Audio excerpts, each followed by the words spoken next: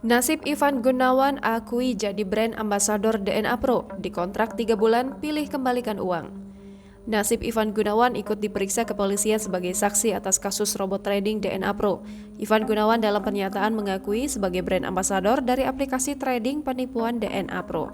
Pemilik nama lahir Ivan Gunawan Putra itu mengatakan ia hanya sebatas melaksanakan pekerjaan secara profesional karena telah dikontrak selama beberapa bulan untuk mempromosikan robot trading tersebut.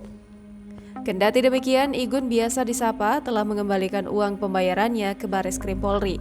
Bahkan Igun tidak ingin lagi menerima uang dari hasil kejahatan. Sebagai informasi, sebanyak 122 orang mengaku menjadi korban dari robot trading DNA Pro.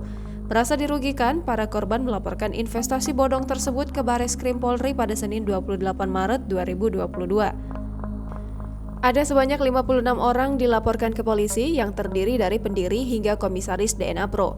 Bareskrim Polri menduga kerugian sementara para korban dalam perkara ini mencapai 97 miliar rupiah.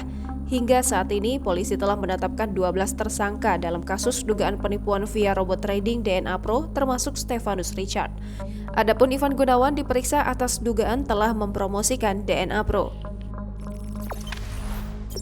Jangan lupa subscribe, share, komen, dan like ya!